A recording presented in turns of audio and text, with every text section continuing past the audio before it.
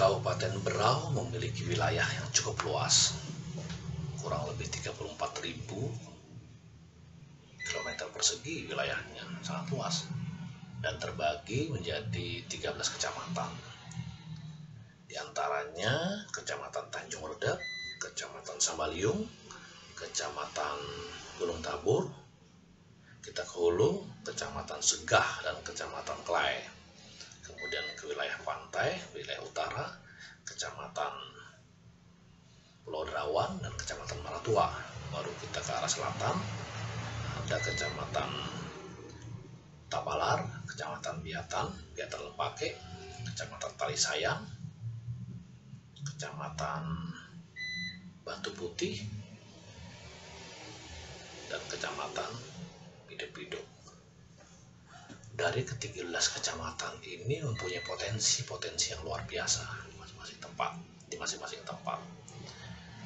Berkenaan dengan potensi kebudayaan dan potensi pariwisata yang sangat populer, ada di Pulau Maratua, di Pulau Derawan, termasuk pantai-pantainya.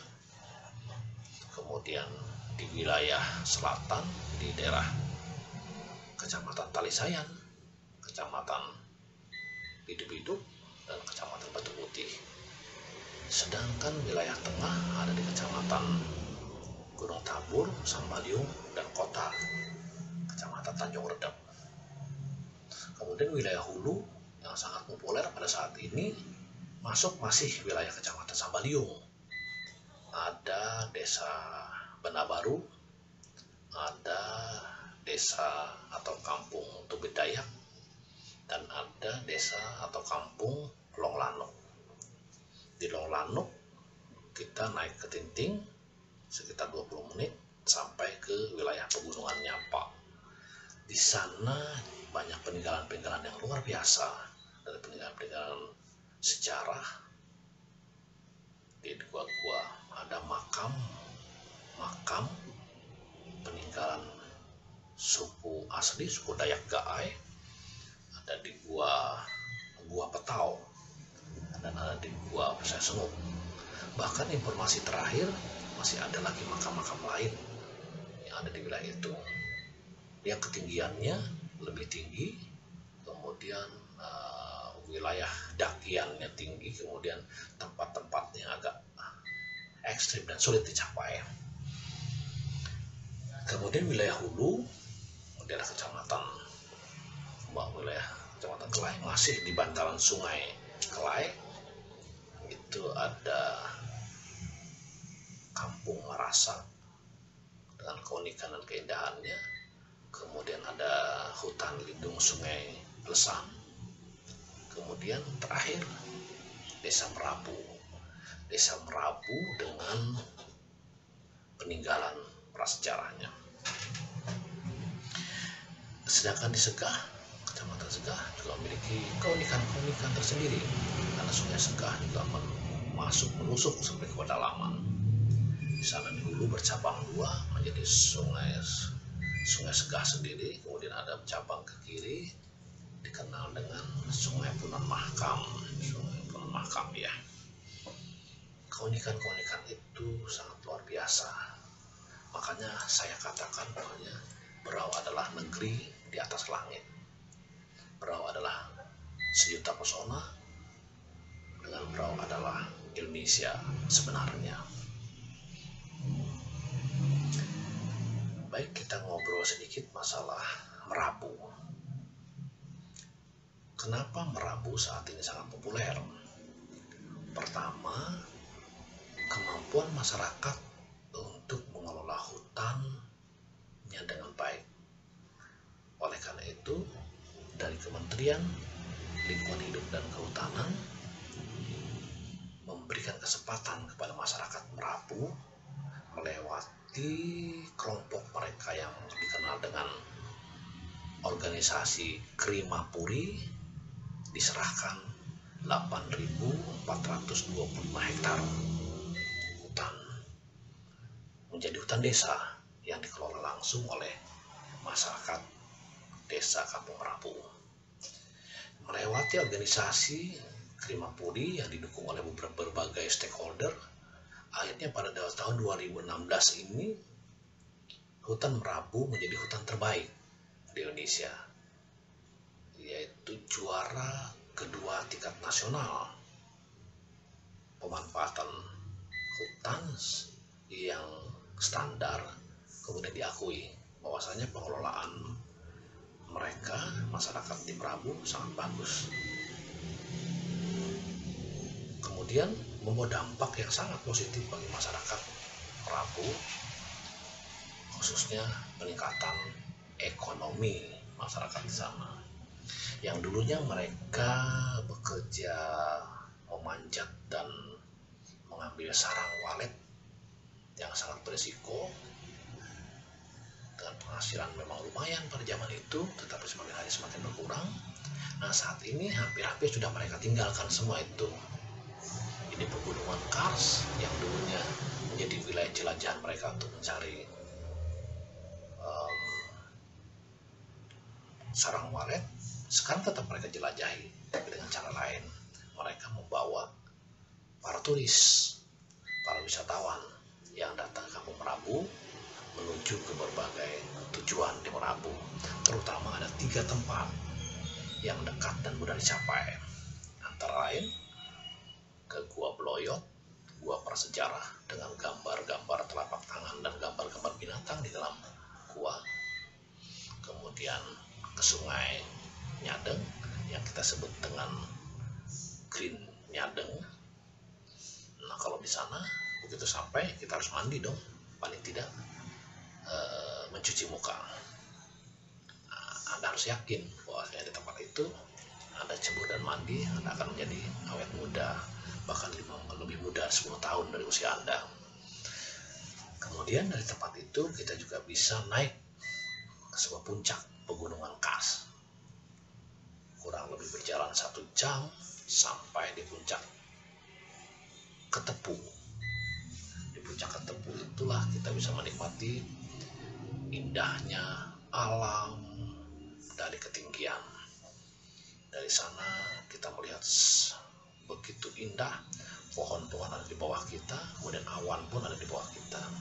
Di sana bisa menikmati matahari terbit dan bisa menikmati matahari tenggelam. Artinya matahari terbit terlihat dengan jelas dari puncak Ketepu, kemudian matahari tenggelam pun terlihat jelas dari puncak Ketepu.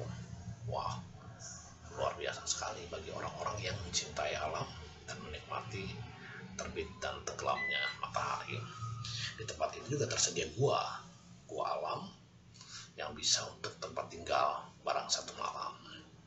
Tetapi kalau Anda datang ke sana ingin bermalam di puncak Ketepu, di gua puncak Ketepu, maka Anda harus membawa kebutuhan karena di sana tidak tersedia air. Maka harus membawa air dari bawah, kemudian membawa makanan secukupnya dari bawah, kemudian baru kita masak di sana untuk 1 atau 2 kali makan, paling tidak makan malam dan sarapan pagi untuk menikmati matahari terbit dan matahari tenggelam. Itu puncak Ketepu. Dan tadi saya ceritakan juga masalah Sungai Green Nyadeng yang membuat kita awet muda, lebih muda 10 tahun dari usia Anda.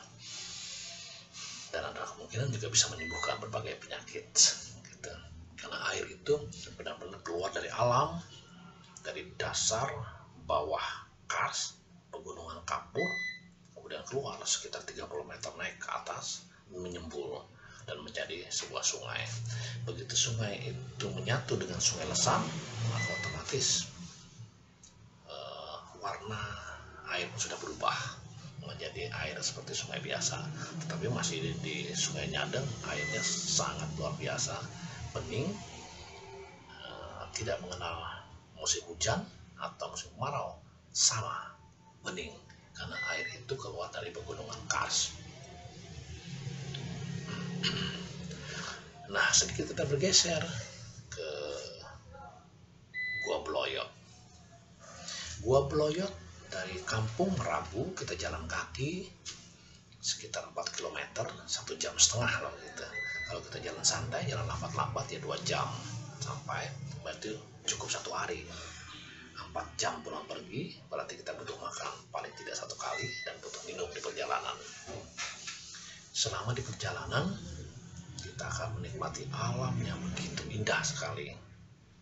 Hutan yang masih asri, hutan yang masih belum terganggu. Di sana pohon-pohon, berbagai pohon yang Anda muncul, baik pohon ulin, pohon kapur, pohon meranti, pohon keruing, dan pohon-pohon lainnya tertata rapi sebagaimana seolah-olah ditanam oleh manusia, padahal mereka hidup secara alamiah. Sebagian pohon-pohon besar itu tumbuh di atas batu kars gitu, tanpa tanah, tetapi akar-akar pohon itu merekat masuk ke dalam lubang-lubang batu kars itu. Lubang seperti cakar masuk ke dalam gitu. Dengan kekuatan itu pohon tidak akan tertumbang. Kemudian di ujung-ujung akar yang masuk ke dalam pori-pori, ke dalam lubang-lubang itulah mereka mendapatkan makanan untuk menghidupi pohon. Dalam perjalanan kita akan mendengarkan suara-suara binatang. Yang paling familiar sekali suara binatang adalah geriang. Kemudian suara berbagai jenis unggas.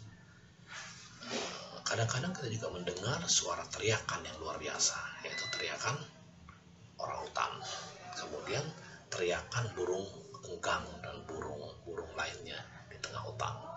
Karena biasanya kalau burung enggang itu ingin terbang, itu biasanya sebelum dia mengepakkan sayapnya dia akan berteriak dulu, baru dia terbang. Seperti itulah di tengah hutan. Kemudian pohon buah-buahan juga banyak, buah-buah hutan. Ada sejenis rambutan, ada sejenis ketapi, ada sejenis buah asam, dan berbagai buah lainnya yang seperti durian, ada lahu, ada berbagai jenis lagi seperti itu, keunikan-keunikannya. Nah, begitu kita berjalan selama 1,5 jam sampai 2 jam di perjalanan, kita akan menyeberang 2 buah sungai di sana. Kemudian kita akan santai-santai sambil ngobrol. Kita juga akan menemui beberapa gua sebelum sampai di gua Bloyot. Di sana ada gua Ara. Gua Ara itu gua kita masuk di sana, di bawahnya ada air, jadi kita masuk berjalan di atas air. Kemudian di muara gua ada gua lagi, tapi gua itu berbentuk jembatan begitu. Jembatan begini, kita melintasi di bawahnya, tapi kita bisa jalan di atas batu itu. Dan begitu kita masuk ke dalam gua, terdengarlah kepakan. Di samping suara air yang bening, suara air yang kita injak, kita suara kepakan. Ternyata kepakan itulah kepakan kelelawar yang begitu kaya dengan nutrisinya gitu ya, nikmat sekali. Kemudian sampai di Gua Bloyot. Di sana ada namanya Gua Sedepan Bloyot. Kemudian ada gua lagi di sana, beberapa gua. Kemudian baru sampai gua di atas, paling atas paling tinggi, Gua Bloyot. Di sana ada gambar-gambar telapak tangan yang kemarin menurut Pak Pindi, Dr. Pindi dari ITB Bandung menyebutkan bahwasanya sudah terukur usia telapak tangan itu, bekas-bekas manusia itu sudah mencapai 10.000 tahun. Artinya sangat tua sekali. Bahkan diperkirakan bahwasanya manusia pertama di Nusantara, di Indonesia itu bukan di Papua, bukan di Maros di Sulawesi, bukan di Jawa, bukan di Sumatera, tetapi adanya di Kalimantan, di Borneo, yaitu di wilayah pegunungan Kars, Merapu, atau yang lebih dikenal dengan Sanggulirang, Mangkalia. Dari keunikan-keunikan itulah kita sangat mengagumi ini semua. Dan kawasan ini akan diusulkan oleh Kementerian Pendidikan dan Kebudayaan ke UNESCO sebagai bagian dari keindahan dan keluarbiasaan alam budaya yang ada di kawasan Pegunungan Kars, Sakuliran, Mangkaliap. Kemudian kita bergeser ke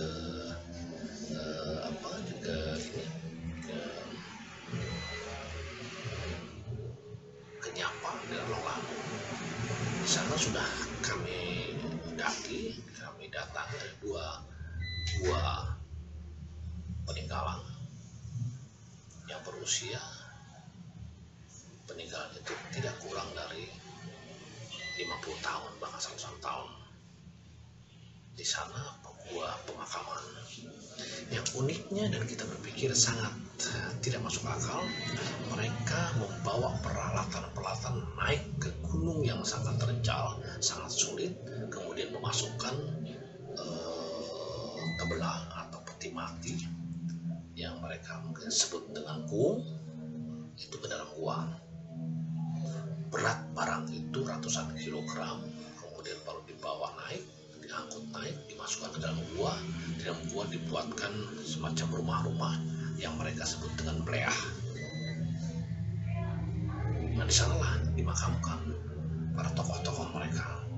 Jadi ada kemungkinan dari melihat kejadian itu, dari melihat kenyataan itu, kehidupan masyarakat Dayak yang ada di wilayah Sungai Kelai dan Sungai Segah sangat mapan. Mengapa saya katakan begitu? Karena kemampuan mereka untuk membuat bleah dan kuung membutuhkan waktu berhari-hari, mungkin saja berminggu-minggu bahkan berbulan-bulan. Artinya mayat bisa tersimpan dengan baik. Kalau mengerjakan sampai berminggu-minggu atau berbulan, berarti membutuhkan biaya yang cukup besar. Paling tidak biaya makan buat para pekerja membuat kuung dan bleah itu. Kalau mereka tidak mapan, tidak mungkin. Ini prediksi bahwasanya memang kehidupan mereka pada saat itu sangat mapan. Boleh dikatakan ukurannya kaya. Dari dua gua itu sudah terlihat sekali bahwasanya orang-orang Dayak pada masa itu sudah sangat maju, modern dalam pertukangan. Kemudian mereka membuat bleah dan kuung itu pun seperti diketang, dinding bleah seperti diketang. Padahal tidak ada meninggalkan benda-benda seperti ketam itu. Yang ada hanya tertinggal mandau, tombak, kemudian alat pelubang dan lain-lain. Seperti itu. Itulah keunikan-keunikan yang ada di Gua Petau dan Gua Pesai Senguk di Pegunungan Nyapa. Kemudian di sekitar itu juga masih ada namanya Gua Lebo. Kalau Gua Lebo tidak ada meninggalkan bekas jejak-jejak sejarah, tetapi dalam Gua Lebo masuk ke dalam sekitar 20 atau 30 meter turun ke bawah, di bawah ada sungai. Di dalam sungai bisa mandi, bisa berenang. Kemudian di sungai di dalam itu banyak sarang burung walet. Itu dulu yang saya ceritakan. Nanti kita akan sambung lagi menceritakan wilayah-wilayah lain di Kabupaten Berau yang unik dan hebat ini. Berau sejuta pesona. Berau adalah Indonesia sebenarnya. Berau adalah negeri di atas langit.